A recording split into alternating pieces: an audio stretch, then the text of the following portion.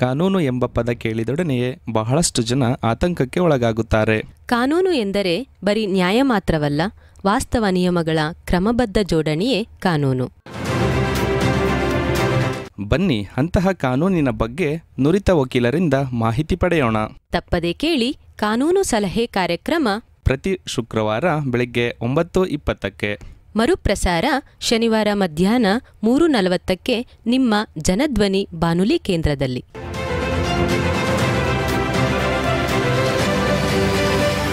ಎಲ್ಲರಿಗೂ ನಮಸ್ಕಾರ. ನಾನು ಸುಜಾತಾ ಸಾಬಳಗಿ.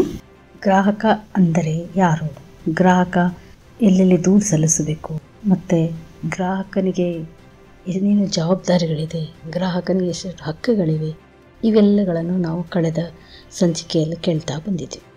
ಇನ್ನೊಂದು ಸಂಚಿಕೆಯಲ್ಲಿ ನಾನು ಹೇಳಿದ್ದೆ ಅಂದರೆ ಮೋಸದ ಜಾಹೀರಾತು ಬಗ್ಗೆ ತಮಗೆ ಹೇಳಿದೆ. ಎಷ್ಟೊಂದು ಜಾಹೀರಾತುಗಳು ನಮಗೆ ಹಾಸುಹೊಕ್ಕಾಗಿದೆ, ಅದರ ಬಗ್ಗೆ ತಮಗೆ ಹೇಳ್ತಾ ಇದ್ದೆ. ಇಂದಿನ ಈ ಸಂಚಿಕೆಯಲ್ಲಿ ನಾನು ತಮಗೆ ಗ್ರಾಹಕರ ಸೇವಾ ನ್ಯೂನತೆಗಳ ಬಗ್ಗೆ ಹೇಳಬೇಕಂತ ಹೇಳ್ತಾ ಇದ್ದೇನೆ. ಗ್ರಾಹಕ ಅಂದರೆ ವಸ್ತುಗಳನ್ನು ಅಥವಾ ಸೇವೆಗಳನ್ನು ಹಣ ಕೊಟ್ಟು ಖರೀದಿಸಿದಾಗ ಗ್ರಾಹಕ ಆಗ್ತಾನಂತ ನಮಗದು ಗೊತ್ತಿರುವ ವ್ಯಾಖ್ಯಾನ. ಸೇವೆಗಳಂದರೆ ಯಾವುವು? ನಾವೆಲ್ಲಿ ಸೇವೆಗಳನ್ನು ತಗೋಬೋದು? ವೈದ್ಯಕೀಯ ಸೇವೆ ಆಗಿರ್ಬೋದು, ಬ್ಯಾಂಕಿಂಗ್ ಸೇವೆ ಆಗಿರ್ಬೋದು, ಅಥವಾ ಟ್ರಾನ್ಸ್ಪೋರ್ಟ್ ಸೇವೆ ಆಗಿರ್ಬೋದು, ವಿಮೆ ಆಗಿರ್ಬೋದು, ದೂರವಾಣಿ ಆಗಿರ್ಬೋದು, ವಿದ್ಯುತ್ ಶಕ್ತಿ ಆಗಿರ್ಬೋದು, ಇನ್ನಿತರೆ ಎಲ್ಲ ಸೇವೆಗಳನ್ನು ನಾವೇನು ಮಾಡ್ತೀವಿ, ಹಣ ಕೊಟ್ಟು ಕಳಿಸುವಂಥದ್ದು ನಮ್ಮದು ಪ್ರವೃತ್ತಿ ಆಗಿದೆ. ಯಾವ ಸಮಸ್ಯೆ ಎಲ್ಲಿ ದೂರು ಸಲ್ಲಿಸುವುದು? ಗ್ರಾಹಕ ಎಷ್ಟೇ ನಿಗಾ ವಹಿಸಿದರೂ, ಎಷ್ಟೇ ಎಚ್ಚರದಿಂದ ಖರೀದಿ ಮಾಡಿದರೂ ಕೆಲವೊಮ್ಮೆ ಮೋಸ, ವಂಚನೆ ಇತ್ಯಾದಿಗೊಳಗಾವ ಸಂಭವವಿದೆ. ನಾವು ಖರೀದಿಸುವ ವಸ್ತು ಸಮರ್ಪಕವಾಗಿರುವುದಿಲ್ಲ.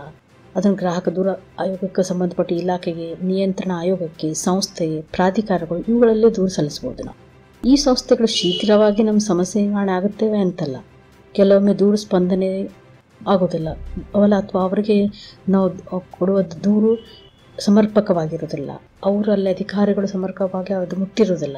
ಇಂಥವೆಲ್ಲ ಇದ್ದರೂ ನಾವು ಅವುಗಳನ್ನು ಈ ಗ್ರಾಹಕರ ಆಯೋಗದ ಕೆಳಗೆ ದೂರು ಸಲ್ಲಿಸಬಹುದು ಅಂತಂಥೇಳಿ ನಾನು ಹೇಳಬಯಸ್ತಾ ಇದ್ದೀನಿ. ಔಷಧಗಳು, ಅದೇ ಮಾನವ ಎಂದ ಮೇಲೆ ನಾವು ಅನಾರೋಗ್ಯ ತಪ್ಪಿದ್ದಲ್ಲ. ಆರೋಗ್ಯವಾಗಲು ಊಟ, ತಿಂಡಿ, ವ್ಯಾಯಾಮ ಇತ್ಯಾದಿ ಮುಖ್ಯ. ಆದರೂ ಅನಾರೋಗ್ಯ ಉಂಟಾದಾಗ ಔಷಧಿ ಸೇವಿಸಬೇಕಾಗುತ್ತದೆ. ಔಷಧಿ ಖರೀದಿಸುವ ಮುಂಚೆ ಒಂದು ಸ್ವಲ್ಪ ಅಂಶಗಳನ್ನು ನಾವು ನೋಡಬೇಕಾಗುತ್ತೆ. ಏನಪ್ಪ, ವೈದ್ಯರು ಒಂದು ಔಷಧ ಚೀಟಿಯನ್ನು ಬರೆದು ಕೊಡ್ತಾರೆ. ಅದರನ್ನು ಔಷಧ ತೆಗೆದುಕೊಳ್ಳದೆ ವೈದ್ಯರಲ್ಲಿ ನಾವು ಸಂಪರ್ಕಿಸಿ ಪಕ್ಕದ ಅಂಗಡಿಯಲ್ಲಿ ಹೋಗಿ ಔಷಧನ ತೆಗೆದುಕೊಂಡು ಬರ್ತಾ ಇರ್ತೀವಿ. ಆ ವ್ಯಕ್ತಿ ಮಾರಾಟ ಮಾಡುವಂಥ ಔಷಧ ಅಂಗಡಿ ಏನು ಹೇಳ್ತಾನೆ, ಇದೇನು ಬರೆದಿದ್ದಾರೆ, ಸ್ಟ್ರಿಪ್ಸ್ ಒಳಗೆ ಏನು ಬರೆದಿರೋ ಔಷಧಗಳಿದಲ್ಲ, ಇದು ಅಂದರೆ ಈ ಬ್ರ್ಯಾಂಡದ್ದಿಲ್ಲ, ಬೇರೆ ತಯಾರಿಸಲ್ಪಟ್ಟ ಔಷಧಗಳಿದಾವೆ, ಅವು ಸೇಮ್ ಅದೇ ಗುಣಮಟ್ಟ ಹೊಂದಿದೆ, ಔಷಧಗಳನ್ನು ಕೊಡ್ತೀನಿ ಅಂತಂತ ಹೇಳಿ ತಮಗೆ ಔಷಧಗಳನ್ನು ಕೊಡ್ಬೋದು. ಅಂಥ ಔಷಧಗಳನ್ನು ಕೊಟ್ಟಾಗ ಅಂಥ ಔಷಧ ನಾವು ಸೇವಿಸುವ ಸಮಂಜಸವೇ? ಅದು ಒಂದು ನಾವು ಪ್ರಶ್ನಾರ್ಥಕ ಆಗಬೇಕು. ಇಲ್ಲಪ್ಪ ಅಂತಂದರೆ ಆ ಔಷಧಗಳನ್ನು ಮತ್ತೆ ನಾವು ನಮ್ಮ ವೈದ್ಯರಲ್ಲಿ ಹೋಗಿ ತೋರಿಸಿ, ಇಂಥ ಔಷಧಗಳು ನಮಗೆ ಅಂಗಡಿಯಲ್ಲಿ ಲಭ್ಯ ಇರುತ್ತವೆ, ಇದನ್ನು ನಾನು ಸೇವಿಸಬಹುದಾ ಅಂತ ಹೇಳೋದನ್ನು ತೆಗೆದುಕೊಳ್ಳೋದು ನೋಡಿ ಆಮೇಲೆ ಅದನ್ನು ತಗೋಬೇಕು. ಅದು ಈ ಸಣ್ಣ ಸಣ್ಣ ಹಳ್ಳಿಗಳಲ್ಲಾಗಲಿ ಅಥವಾ ನಾವೇ ಕಲಿತವರಾದ್ರೂ ನಾವೇನು ಮಾಡ್ತೀವಿ, ಪ್ರತಿ ಸರಿ ವೈದ್ಯರಲ್ಲಿ ಹೋಗಿ ವೈದ್ಯರ ಭೇಟಿಯಾಗಿ ಔಷಧಗಳನ್ನು ತೆಗೆದುಕೊಳ್ಳೋದಿಲ್ಲ. ಕೌಂಟರ್ ಅಂತ ಹೇಳ್ತೀವಿ. ಅಂದ್ರೇನು, ಔಷಧ ಅಂಗಡಿಗೆ ಹೋಗ್ತೀವಿ, ಔಷಧ ಅಂಗಡಿಗೆ ಹೋಗಿ ಅಲ್ಲಿ ಯಾವ್ಯಾವ ಔಷಧಗಳು ನಮಗೆ ಕೆಮ್ಮು, ನೆಗಡಿ, ಸಣ್ಣ ಪುಟ್ಟಗಳಾಗಿದ್ದರೆ ಅವುಗಳಿಗೆ ನಮಗೆ ಔಷಧ ಕೊಡಿ ಅಂತ ಹೇಳಿ ನಾವು ಅವ್ರ ಕಡೆ ಔಷಧನ ಬರೆಸ್ಕೊಂಡು ಅಥವಾ ಔಷಧನಲ್ಲೇ ಕೌಂಟರಲ್ಲಿ ತೊಗೊಂಡು ಬಂದು ಸೇವನೆ ಮಾಡ್ತಾ ಇರ್ತೀವಿ. ಯಾಕಂದ್ರೆ ಇಂಥದ್ದೊಂದು ರೂಢಿ ಬಹಳ ನಮ್ಮಲ್ಲಿದೆ. ಇದು ಸಮಂಜಸವಾಗಿರೋದಿಲ್ಲ.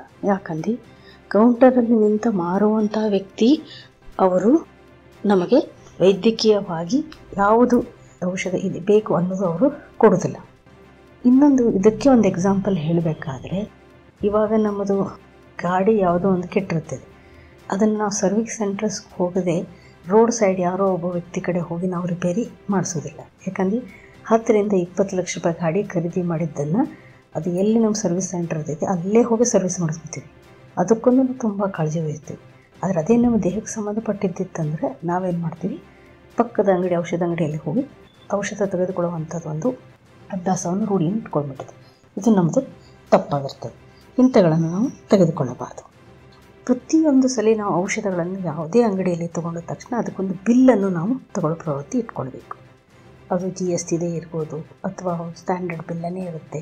ಆ ಬಿಲ್ಲನ್ನು ಪ್ರತಿ ಸಲ ನಾವು ತೆಗೆದುಕೊಳ್ಬೇಕು. ಆಮೇಲೆ ಒಂದು ಔಷಧ ಬರೆದು ಕೊಟ್ಟ ತಕ್ಷಣ ಅದರ ಮೇಲೆ ಸ್ಟ್ರಿಪ್ ಮೇಲೆ ಯಾವಾಗಲೂ ಒಂದು ಮ್ಯಾನುಫ್ಯಾಕ್ಚರ್ ಡೇಟು, ಎಕ್ಸ್ಪೈರಿ ಡೇಟ್ ಅಂತ ಇರುತ್ತೆ. ಆ ಔಷಧ ನಾವು ತೆಗೆದುಕೊಳ್ಳುವಾಗ ಆ ಕಡೆಯಿಂದ ಪ್ರಾರಂಭ ಮಾಡದೆ ಇನ್ನೊಂದು ಬದಿಗೆ ಎಲ್ಲಿ ಅದು ಬ್ಲ್ಯಾಂಕ್ ಇರುತ್ತೆ, ಅಂದರೆ ಎಲ್ಲಿ ಬರೀ ಮುದ್ರಣ ಇರುತ್ತೆ, ಅಲ್ಲಿಂದ ನಾವು ಔಷಧಗಳನ್ನು ತೆಗೆದುಕೊಳ್ತಾ ಹೋಗಬೇಕು. ಅಕಸ್ಮಾತ್ ನಾವು ತೆಗೆದುಕೊಳ್ಳೋ ಔಷಧ ಉಳಿದರೆ 2-3 ಉಳಿದ್ರೂ ಅದರ ಸ್ಟ್ರಿಪ್ ಒಳಗಡೆ ಎಂಡಿಗೆ ಅದು ಮ್ಯಾನುಫ್ಯಾಕ್ಚರ್ ಡೇಟು ಮತ್ತು ಎಕ್ಸ್ಪೈರಿ ಡೇಟ್ ಇರುವುದರಿಂದ ಆ ಔಷಧ ಎಲ್ಲಿವರೆಗೆ ಲಭ್ಯ ಇದೆ, ಅದು ಎಲ್ಲಿವರೆಗೆ ಇದೆ ಅನ್ನೋದು ನಮಗೊಂದು ಮನದಟ್ಟಾಗುತ್ತೆ. ಇಲ್ಲವಾದರೆ ಅದು ಯಾವಾಗಾದರೂ ನಮಗೆ 2 ತಿಂಗಳು 3 ತಿಂಗಳ ಮೇಲೆ ಆ ಸ್ಟ್ರಿಪ್ ಸಿಕ್ತು ಅಂದರೆ ಆ ಸ್ಟ್ರಿಪ್ಪನ್ನು ನಾವು ಕಸ ಡಬ್ಬಿಗೆ ಹಾಕುವಂಥದ್ದು ಆಗುತ್ತದೆ. ಯಾಕಂದರೆ ಅದರ ಮೇಲೆ ಯಾವ ಮುದ್ರಣವೂ ಇರುವುದಿಲ್ಲ.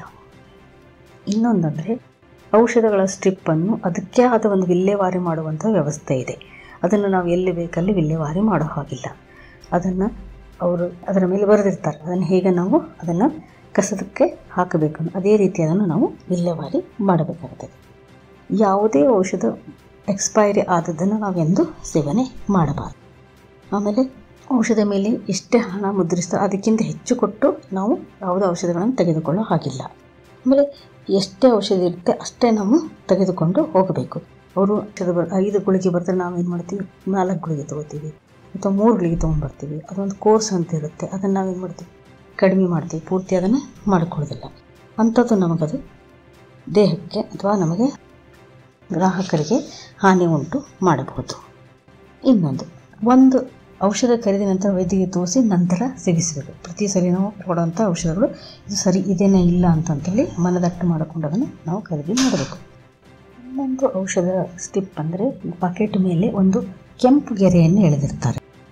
ಔಷಧ ಸ್ಟಿಪ್ ಮೇಲೆ ಪ್ಯಾಕೆಟ್ ಎಡಭಾಗದಲ್ಲಿ ಕೆಂಪು ಬಣ್ಣದ ಗೆರೆ ಇದ್ದರೆ ಆ ಔಷಧ ವೈದ್ಯರ ಪ್ರಿಸ್ಕ್ರಿಪ್ಷನ್ ಇಲ್ಲದೆ ದೊರೆಯುವುದಿಲ್ಲ ಅಥವಾ ಸೇವಿಸಬಾರದು ಎಂದರ್ಥ.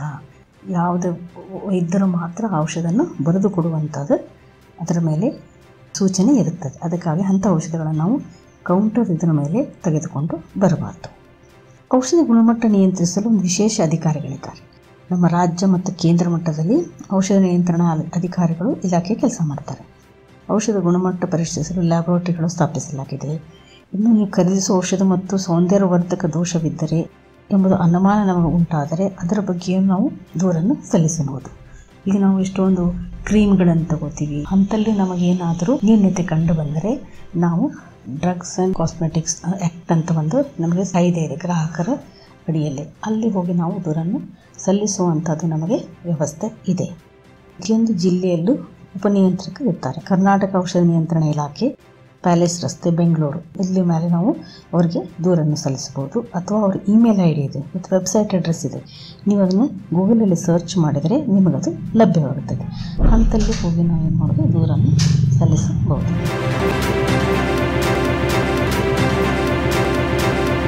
ಔಷಧ ನಿಯಂತ್ರಣ ಕಾಯ್ದೆ ಕೆಳಗಡೆ ಒಂದೊಂದು ಕೇಸು ನಮಗೆ ಬಂದಿತ್ತು. ಏನಪ್ಪ ಅಂತಂದರೆ ಗ್ರಾಹಕರ ನಮ್ಮ ವೇದಿಕೆಗೊಂದು ಈ ದೂರನ್ನು ಒಬ್ಬರು ಸಲ್ಲಿಸಿದರು. ಒಬ್ಬರೊಬ್ಬ ರೈತ, ಅವನು ಸಾಮಾನ್ಯವಾಗಿ ಹೊಲದಲ್ಲಿ 8ರಿಂದ 10 ತಾಸು ಕೆಲಸ ಮಾಡಿ ಬಂದು ಮನೆಯಲ್ಲಿ ವಿಶ್ರಾಂತಿ ತಗೋತಾ ಇದ್ದ. ಅವನಿಗೆ ಬರ್ತಾ ಏನಾಯಿತು, ಮೊಣಕಾಲ ಹತ್ರ ಅವನಿಗೊಂದು ನೋವನ್ನು ಕಾಣಿಸ್ತಾ ಬಂತು. ಅವನೇನು ಮಾಡಿದ, ಸಮೀಪದ ಒಂದು ಸ್ಥಳೀಯ ವೈದ್ಯರಿಗೆ ಆಸ್ಪತ್ರೆಗೆ ಹೋಗಿ ವೈದ್ಯರನ್ನು ಭೇಟಿ ಮಾಡಿ ಅದರ ಚಿಕಿತ್ಸೆಯನ್ನು ಪಡೆದುಕೊಂಡ. ವೈದ್ಯರು ಏನು ಹೇಳಿದರು, ಇದು ನಿನಗೆ ಸಣ್ಣದಾದ ಒಂದು ಆಪರೇಷನ್ ಮಾಡಬೇಕು, ಮಾಡಿದ ಮೇಲೆ ಏನಾಗುತ್ತೆ ಅದು ನಿನಗೆ ಸರಿ ಹೋಗುತ್ತೆ, ಅದಕ್ಕೆ ನಿಮಗೆ ಆಪ್ರೇಷನ್ಗೆ ಒಂದು 3 ಲಕ್ಷ ರೂಪಾಯಿ ವೆಚ್ಚ ಆಗುತ್ತೆ, ಅದನ್ನು ನೀವು ಸರಿ ಮಾಡಿಕೊಡ್ತೀವಿ ಅಂತ ಹೇಳಿದರು. ಇವನು ವೈದ್ಯರನ್ನು ನಂಬಿಕೊಂಡು ತನಗೆಲ್ಲ 3 ಲಕ್ಷ ರೂಪಾಯಿ ದುಡ್ಡನ್ನು ತೆಗೆದುಕೊಂಡು ಅಲ್ಲಿ ಕಟ್ಟಿ ಆಪ್ರೇಷನ್ ಮಾಡಿಸ್ಕೊಂಡು 3 ತಿಂಗಳವರೆಗೂ ಅವನಿಗೆ ಅಲ್ಲಿ ಯಾವುದೋ ಒಂದು ಸಮಸ್ಯೆಯೂ ಕಾಣಲಿಲ್ಲ. ಆರಾಮಾಗಿ ಮತ್ತೆ ಅವನ ಹೊಲದಲ್ಲಿ ಕೆಲಸದಲ್ಲಿ ಮಾಡ್ತಾ ತೊಡಗಿದ. ಮತ್ತು ಪುನಃ ಒಂದು 3, 4, 5 ತಿಂಗಳು ಆದ ಮೇಲೆ ಸೇಮ್ ಅದೇ ನೋವು ಅವನಿಗೆ ಮತ್ತೆ ಮರುಕಳಿಸ್ತಾ ಇತ್ತು. ಮತ್ತು ಅವನೇನು ಮಾಡ್ದ, ಆ ವೈದ್ಯ ಮೊದಲು ಎಲ್ಲಿ ಹೋಗಿದ್ನಲ್ಲ ಆಸ್ಪತ್ರೆಗೆ ಹೋಗದೆ ಬೇರೆ ಊರಲ್ಲಿ ಬೇರೆ ಆಸ್ಪತ್ರೆಗೆ ಹೋದ. ಅಲ್ಲಿ ಹೋದ ತಕ್ಷಣ ಅವರೊಂದೆಲ್ಲ ಸ್ಕ್ಯಾನಿಂಗ್ ಮಾಡಿ ಎಕ್ಸ್ರೇ ಮಾಡಿಕೊಂಡು ಎಲ್ಲ ತೆಗೆದು ನೋಡಿದರು. ನೋಡಿ ಅವ್ರು ಏನು ಹೇಳಿದ್ರು, ಇಲ್ಲ ನಿನಗೆ ಈ ಸಮಸ್ಯೆ ಇರೋದ್ರಿಂದ ಒಂದು ಆಪ್ರೇಷನ್ ಮಾಡಬೇಕು, ಅವಾಗ ನೀನು ಕಡಿಮೆ ಆಗ್ತೈತಿ ಅಂತ ಹೇಳಿದ್ರು. ಅದಕ್ಕೆ ಅವನೊಂದು ಇಲ್ಲ, ನಾನು ಒಂದು ಇಷ್ಟನೇ ಅಂದರೆ 8 ತಿಂಗಳ ಹಿಂದುಗಡೆ ನಾನು ಒಂದು ಆಪ್ರೇಷನ್ ಮಾಡಿಸ್ಕೊಂಡಿದ್ದೀನಿ, ನನಗೆ ಆಲ್ರೆಡಿ ವೈದ್ಯರು ಆಪ್ರೇಷನ್ ಮಾಡಿದ್ದಾರೆ, ಮತ್ತೆ ನನಗೆ ಆಪ್ರೇಷನ್ ಮಾಡೋದು ಬೇಡ ಅಂತಂದು. ಆಗ ಅವರು ಒಂದೆಲ್ಲ ರಿಪೋರ್ಟ್ ತೆಗೆದು ಓದಿ ಎಲ್ಲ ಹೇಳಿದರು, ನೀನು ಮೊದಲು ಯಾವ ಆಸ್ಪತ್ರೆಗೆ ಹೋಗಿದ್ದೀಯೋ ಆ ಆಸ್ಪತ್ರೆಯಲ್ಲಿ ಇಂಥದವರು ಯಾವುದೇ ಚಿಕಿತ್ಸೆ ಅಥವಾ ಆಪರೇಷನ್ ಮಾಡಿಲ್ಲ, ಹೀಗಾಗಿ ಅದೇನು ನಿನಗೆ ಪರಿಣಾಮಕಾರಿ ಆಗಿಲ್ಲ ಅಂಥೇಳಿ ಅವರು ಒಂದು ತಮ್ಮ ಒಪಿನಿಯನನ್ನು ಕೊಟ್ಟರು. ಆವಾಗ ಆ ರೈತ ಏನು ಮಾಡ್ದ, ಅವನು ತನಗೆಲ್ಲ ಮೊದಲು ಮಾಡಿದ ಎಲ್ಲ ವೆಚ್ಚಗಳವು ಅಥವಾ ಆಸ್ಪತ್ರೆ ತೆಗೆದಿರುವಂಥ ಎಲ್ಲ ಕಾಗದ ಪತ್ರಗಳು ಏನೇನಿದಾವೆ ಎಲ್ಲ ತೆಗೆದುಕೊಂಡು ಹೋಗಿ ಒಂದು ದೂರನ್ನು ಇಲ್ಲಿ ಸಾಗಿಸ್ದ. ಇಲ್ಲಿ ಗ್ರಾಹಕರ ಸಂಬಂಧಪಟ್ಟಂಥದ್ದು ನಮಗೆ ಜಿಲ್ಲೆಯಲ್ಲಿ ದೂರು ಸಲ್ಲಿಸುವಂಥ ವ್ಯವಸ್ಥೆ ಇರೋದ್ರಿಂದ ಅಲ್ಲಿ ಸ್ಥಳೀಯದಲ್ಲಿ ಹೋಗಿ ಅವನು ಏನು ಮಾಡಿದ, ಆ ಆಸ್ಪತ್ರೆ ಮೇಲೆ ದೂರನ್ನು ಸಲ್ಲಿಸಿದ. ದೂರನ್ನು ಸಲ್ಲಿಸಿದ ಮೇಲೆ ಅಲ್ಲಿ ವೇದಿಕೆ ಅಧ್ಯಕ್ಷರು ಅವರು ಆ ಆಸ್ಪತ್ರೆ ಆ ವೈದ್ಯರಿಗೆ ಎಲ್ಲರಿಗೂ ಒಂದು ನೋಟಿಸು ಜಾರಿಗೊಳಿಸಿ ಅವರು ಮಾಡಿರುವಂಥ ನ್ಯೂನ್ಯತೆ ಅಂದರೆ ಸೇವೆಯಲ್ಲಿ ಅವರು ನ್ಯೂನ್ಯತೆ ಎಸಗಿದ್ರೋದ್ರಿಂದ ಆ ಗ್ರಾಹಕನಿಂದ ಆ ರೈತನಿಗೆ ಒಂದು ಪರಿಹಾರವನ್ನು ಒದಗಿಸುವಂಥ ವ್ಯವಸ್ಥೆ ಮಾಡಿ ಅವನಿಗೊಂದು ಪರಿಹಾರನ ತಂದು ಕೊಟ್ಟರು. ಇವಾಗ ಇಂಥಲ್ಲೆಲ್ಲಾದರೂ ನಮಗೆ ಆಗಿತ್ತಂದರೆ ನಾವು ಆ ವೈದ್ಯರ ಮೇಲೆ ಅಥವಾ ಆಸ್ಪತ್ರೆ ಮೇಲೆ ದೂರನ್ನು ದಾಖಲಿಸುವಂಥದ್ದು ನಮಗೆ ಹಕ್ಕು ಈ ಗ್ರಾಹಕರ ಅಡಿಯಲ್ಲಿ ಇದೆ ಅಂತ ನಾನು ತಮಗೆ ತಿಳಿಬಯಸ್ತಾ ಇದ್ದೆ. ಯಾವುದೇ ಒಂದು ಸೇವಾ ನ್ಯೂನತೆಗಳಿರ್ಬೋದು, ವೈದ್ಯಕೀಯದ್ದೇ ಇರ್ಬೋದು, ಬ್ಯಾಂಕಿಂಗ್ ಇರ್ಬೋದು, ಇನ್ನೊಂದು ಅಂದರೆ ಈ ದಿನವಿಡೀ ನಾವು ನೋಡ್ತಾ ಇರೋದು ಅಂತಂದರೆ ಎಲ್ಲ ವ್ಯವಹಾರಗಳನ್ನು ನಾವು ಬ್ಯಾಂಕಿಂಗ್ ವ್ಯವಸ್ಥೆ ಮೂಲಕ ಮಾಡ್ತೀವಿ. ಯಾರೂ ಈಗ ನಾವು ಹಣವನ್ನು ತೆಗೆದುಕೊಂಡು ಹೋಗಿ ಮಾರುಕಟ್ಟೆಯಲ್ಲಿ ಖರೀದಿ ಮಾಡುವಂಥ ವ್ಯವಸ್ಥೆ ನಮ್ಮಲ್ಲಿ ಇಲ್ಲ. ಇದ್ರ ಹೊತ್ತಿನಾಗ ನಾವೇನು ಮಾಡ್ತಾ ಇದ್ದೀವಿ, ಎಲ್ಲ ಡಿಜಿಟಲ್ ಟ್ರಾನ್ಸಾಕ್ಷನ್ ಅಂತ ಹೇಳಿ ಒಂದು ಗೂಗಲ್ ಪೇನೋ ಫೋನ್ಪೇನೋ ಯಾವುದೋ ಒಂದು ವ್ಯವಸ್ಥೆ ಕೆಳಗಡೆ ಕೆಲಸ ಮಾಡಿಕೊಂಡು ಹೋಗ್ತಾ ಇದ್ದೀವಿ. ನಾವು ಇಂಥಲ್ಲೇನಾದರೂ ಸೇವಾ ನ್ಯೂನತೆಗಳಾದರೆ ಎಲ್ಲಿ ದೂರು ಸಲ್ಲಿಸಬೇಕು ನಾವು? ಇನ್ನೊಂದು ಹೇಳಬೇಕಂದ್ರೆ ಅತ್ಯವಶ್ಯಕ ಮಾಹಿತಿ ಅಂದರೆ ಪ್ರತಿ ಸರಿ ನಾವು ಫೋನ್ ಡೈಲ್ ಮಾಡೋಕ್ಕಿಂತ ಮುಂಚೆ ನಮಗೊಂದು ಮುನ್ನೆಚ್ಚರಿಕೆಯಾಗಿ ಅಥವಾ ಒಂದು ನಮಗೆ ಜಾಗೃತಿಗೊಳಿಸುವ ಸಲುವಾಗಿ ಒಂದು ನಂಬರನ್ನು ಅವರು ಹೇಳ್ತಾ ಇರ್ತಾರೆ. ನಿಮಗೆ ಯಾವುದೋ ಒಂದು ಬ್ಯಾಂಕಿಂಗ್ ಸೇವೆಯಲ್ಲಿ ಮೋಸದಿಂದ ಕಾಲ್ ಬಂದರೆ, ಯಾವುದೋ ಹಣದ ವ್ಯವಹಾರ ಮಾಡ್ತೇನೆ ಅಂತಂದರೆ ಹಂತಕ್ಕೆ ನೀವು ಕರೆಗೊಡದೆ, ಅಂಥ ಕರೆಗಳನ್ನು ಸ್ವೀಕರಿಸದೆ, ಅದಕ್ಕೆ ಸ್ಪಂದನೆ ಮಾಡದೆ ಮಾಡಿರಿ ಅಂತ ಎಚ್ಚರಿಕೆ ಹೇಳ್ತಾನೆ ಇರ್ತಾರೆ. ಅಂದರೂ ನಾವು ದಿನಪತ್ರಿಕೆಯಲ್ಲಿ ಎಷ್ಟೆಷ್ಟು ಕಲಿತಂಥ ವೈದ್ಯರು ಅಥವಾ ರಿಟೈರ್ಡ್ ಪರ್ಸನ್ಗಳು ಇಂಥವರೆಲ್ಲ ಮೋಸಗೊಳಗಾಗ್ತಾ ಇರೋದನ್ನು ನಾವು ಕೇಳ್ತಾ ಇದ್ದೀವಿ. ಮೊನ್ನೆ ಹೇಳಿದರು, ಒಬ್ಬರು ಡಾಕ್ಟರ್ಗೆ ಒಬ್ಬನು ಎಲ್ಲಿಂದ ಒಂದು ವ್ಯಕ್ತಿ ಫೋನ್ ಮಾಡಿ ನಿಮ್ಮ ಹಾಸ್ಪಿಟಲ್ಲಿ ಇಲ್ಲಿಗಲ್ ನಡೀತಾ ಇದೆ, ಹೀಗಾಗ್ತಾ ಇದೆ, ಅದಕ್ಕೆ ನಿಮಗೆಲ್ಲ ಸ್ಕ್ಯಾಮ್ ಆಗಿದೆ, ನಿಮ್ಮನ್ನು ಎಲ್ಲ ನಿಮ್ಮನ್ನ ಡಿಜಿಟಲ್ ಇದು ಕೆಳಗಡೆ ಮೋಸ ಮಾಡಿದ್ದೀರಿ ಅಂತ ಏನೇನೋ ಹೇಳಿ ಅವರಿಗೆ ಬ್ಲ್ಯಾಕ್ ಮೇಲ್ ಮಾಡ್ತಾಯಿದ್ದ. ಆವಾಗ ಅವರು ಅದಕ್ಕೆ ಒಂದು ಸ್ಪಂದನೆ ಕೊಡದೆ ಆಗ ಬಂದಂಥ ಕರೆಗಳಿಗೆ ಏನು ಮಾಡಿದರು, ಅವರು ಸೈಬರ್ ಕ್ರೈಮ್ ಕೆಳಗಡೆ ಬರೋದ್ರಿಂದ ಅಲ್ಲಿ ದೂರು ಸಲ್ಲಿಸಿ ಆ ವ್ಯವಸ್ಥೆ ಒಳಗಡೆ ಇಂಥವ್ರು ಕೆಲಸ ಮಾಡೋರನ್ನು ಹಿಡಿದುಕೊಡೋಕೆ ಒಂದು ಅವರು ಸಹಾಯ ಮಾಡಿದರು. ಇನ್ನೊಬ್ಬರು ಇವಾಗ ಇನ್ನೊಂದು ಹೊಸದು ಕರೆ ಬರುತ್ತೆ, ಏನು ನಿಮ್ಮದು ATM ಕಾರ್ಡ್ ಬ್ಲಾಕ್ ಆಗಿದೆ, ಅದನ್ನು ಆ್ಯಕ್ಟಿವೇಟ್ ಮಾಡೋಕ್ಕೆ ನೀವು ಒಂದು OTP ಬರ್ತೈತಿ, ಅದನ್ನು ನೀವು ಹೇಳಿ ಅಂತ ಹೇಳ್ತಾರೆ. ಈ ಕರೆನ ಬ್ಯಾಂಕ್ ಮ್ಯಾನೇಜರೇ ಮಾಡಿದ್ದೀವಿ ಅಂತ ಹೇಳಿ ಹೇಳ್ತಾ ಇರ್ತಾರೆ. ಯಾರಪ್ಪ ಬ್ಯಾಂಕ್ ಮ್ಯಾನೇಜರ್ ಅಷ್ಟೊಂದು ಫ್ರೀಯಾಗಿ ಇದ್ಕೊಂಡು ಪ್ರತಿಯೊಂದು ಗ್ರಾಹಕರಿಗೆ ಇಂಥವೆಲ್ಲ ಹೇಳ್ತಾರ? ಅದನ್ನು ನಾವು ಒಂದು ಸ್ವಲ್ಪ ವಿಚಾರ ಮಾಡಬೇಕೈತಿ. ಯಾವುದೇ ಬ್ಯಾಂಕ್ ಆಫೀಸರ್ಸ್ ಆಗಲಿ ಪೊಲೀಸರಾಗಲಿ ಯಾವತ್ತೂ ಕರೆಗಳನ್ನು ಮಾಡೋದಿಲ್ಲ. ಯಾವುದೇ ಒಂದು ವ್ಯವಸ್ಥೆಗಳಿಗಂದ್ರೆ ಈಗ ನಮಗೆ ಏನಾದರೂ ದೂರನ್ನು ಸಲ್ಲಿಸಬೇಕಿತ್ತು, ಏನೋ ಮಾಡಬೇಕಿತ್ತಂದ್ರೂ ನಾವು ಅಲ್ಲಿ ಹೋಗಿ ಹೇಳಬೇಕಾಗ ಅಂಥ ಕರೆಗಳು ಬಂದಾಗ ನಾವು ಎಚ್ಚರವಾಗಿ ಅದಕ್ಕೆ ಅವ್ರಿಗೆ ಏನು ಉತ್ತರ ಕೊಡೋದಂದರೆ, ನಮ್ಮ ಇಂಥ ಸಮಸ್ಯೆಗಳಿದ್ದರೆ ನಾನೇ ಖುದ್ದಲ್ಲಿ ಆಗಿ ಬ್ಯಾಂಕಿಗೆ ಬರ್ತೀನಿ, ಅದು ATM ಬ್ಲಾಕ್ ಆಗಲಿ ಅಥವಾ ಅಕೌಂಟ್ ಬ್ಲಾಕ್ ಆಗಲಿ ನಾನು ಸಮಕ್ಷಮವಾಗಿ ಹೋಗಿ ಅದನ್ನು ಸಮಸ್ಯೆ ಪರಿಹರಿಸ್ತೀನಿ, ಫೋನಲ್ಲಿ ನಾವು ಯಾವುದು ವ್ಯವಹಾರ ಮಾಡೋದಿಲ್ಲ ಅಂತ ಹೇಳಿ ತಾವು ಫೋನನ್ನು ಕಟ್ ಮಾಡಬೇಕು. ಅಂಥ ಫೋನ್ಗಳನ್ನು ರೆಕಾರ್ಡನ್ನು ಒಂದು ಸೈಬರ್ ಇದಕ್ಕೆ ತಿಳಿಸಿ ಹೇಳಬೇಕು. ಯಾಕಂದರೆ ಅವ್ರು ಈಗ ಎಷ್ಟೊಂದು ಅಂದರೆ ಎಷ್ಟೊಂದು ಸ್ಮಾರ್ಟಾಗಿ ಕೆಲಸ ಮಾಡ್ತಾ ಇದ್ದಾರೆ ಅಂತಂದರೆ, ಒಂದು ಕೋರ್ಟ್ ರೂಮ್ ಸಿಸ್ಟಮ್ ಮಾಡಿರ್ತಾರೆ, ಅಲ್ಲಿಬ್ಬರು ಪೊಲೀಸರು ಇರ್ತಾರೆ, ಜಡ್ಜಸ್ ಇರ್ತಾರೆ, ವಿಡಿಯೋ ಕಾಲ್ ಮಾಡ್ತಾರೆ. ವಿಡಿಯೋ ಕಾಲ್ ಮಾಡಿ ನೋಡಿ ನಿಮಗೆ ಇಂಥ ಮನೆಗೆ ನಿಮ್ಮಿಂದ ಇದು ಹೋಗಿದೆ, ಇದಕ್ಕೆ ನೀವು ಅರ್ಹರಿದ್ದೀರಾ ಅಥವಾ ನೀವು ಇಂಥ ಅಪರಾಧ ಮಾಡಿದ್ದೀರಾ ಅಂತ ಹೇಳಿ ನಮಗೆ ಕರೆ ಮೂಲಕ ನಮ್ಮನ್ನು ಹೆದರಿಸೋಕ್ಕೆ ಪ್ರಯತ್ನ ಮಾಡ್ತಾ ಇರ್ತಾರೆ. ಅಂಥ ವ್ಯವಸ್ಥೆಗಳೆಲ್ಲ ಇದ್ದರೆ ಅದಕ್ಕೆ ನಾವು ಸ್ಪಂದನೆ ಮಾಡೋ ಹಾಗಿಲ್ಲ, ಯಾವುದೇ ಹೆದರುವ ಅವಶ್ಯಕತೆಯೂ ಇಲ್ಲ. ಯಾವ ಪೊಲೀಸರು ಎಂದೂ ಇಂಥದ್ದು ಕೆಲಸಗಳನ್ನು ಮಾಡೋದಿಲ್ಲ. ಯಾಕಂದರೆ ನಾವು ತಪ್ಪೇ ಮಾಡಿದಿರೋ ಹೊತ್ತಿನಲ್ಲಿ ಇಂಥ ಹೆದರುವಂಥ ಅವಶ್ಯಕತೆ ಇಲ್ಲ. ಎಸ್ಪೆಷಲಿ ಯಾವುದೇ ಒಂದು ಡಿಜಿಟಲ್ ಟ್ರಾನ್ಸಾಕ್ಷನ್ ಮಾಡಬೇಕಾದರೆ, ಮುನ್ನೆಚ್ಚರಿಕೆಯಾಗಿ OTP ಹೇಳಬೇಕಾದ್ರೆ, ಏನಾದರೂ ಹೇಳಬೇಕಾದ್ರೆ ಭಾಳ ಜಾಗರೂಕ ಆಗಿ ಮತ್ತು ತಿಳುವಳಿಕೆ ಇದ್ದವ್ರಿಗೆ ಅವ್ರ ಜೊತೆಗೆ ವ್ಯವಹಾರನ ನಾವು ಮಾಡಬೇಕಾಗ್ತದೆ. ಇದು ನಮ್ಮದು ವ್ಯವಸ್ಥೆಯಲ್ಲಿ ಬಂದಿರುವಂಥದ್ದು.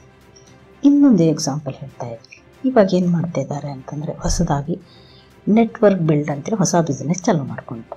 ಹೇಗೆ?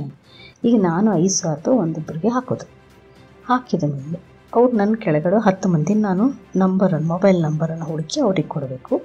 ಅವ್ರು 10 ಮಂದಿಯಿಂದ ಮುಂದೆ ಹೀಗೆ ಮಲ್ಟಿಪಲ್ ಆಗ್ತಾ ಹೋದರೆ ನಿಮಗೆ ಇಷ್ಟೊಂದು ದುಡ್ಡು ಬರುತ್ತೆ ಅಂತ ಹೇಳಿ ಒಂದು ಆಮಿಷನ್ನು ಹೊಡ್ತಾರೆ ನಮಗೆ.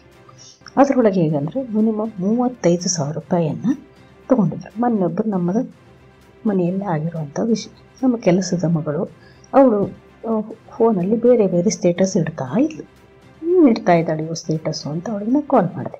ಏನಮ್ಮ ಇದು, ಏನು ಮಾಡ್ತಾ ಇದ್ದೀವಿ? ಇಲ್ಲ ಆಂಟಿ, ಇದು ಒಂದು ನಾವು ಸಬಿ ಅಂತ ಒಂದು ಬಿಸ್ನೆಸ್ ಮಾಡ್ತಾಯಿದ್ದೀನಿ, 35,000 ರೂಪಾಯಿ ತುಂಬಿದ್ದೀನಿ. ನಾನು ಒಂದು 55 ಮಂದಿ 10 ಮಂದಿಗೆ ಮಾಡಿದೆ ಅಂತಂದರೆ ಅವ್ರ ಮುಂದೆ ನೆಟ್ವರ್ಕ್ ಬಿಲ್ಡ್ ಆಗುತ್ತೆ, ನನಗೆ ದುಡ್ಡು ನನಗೆ ವಾಪಸ್ ಬರುತ್ತೆ.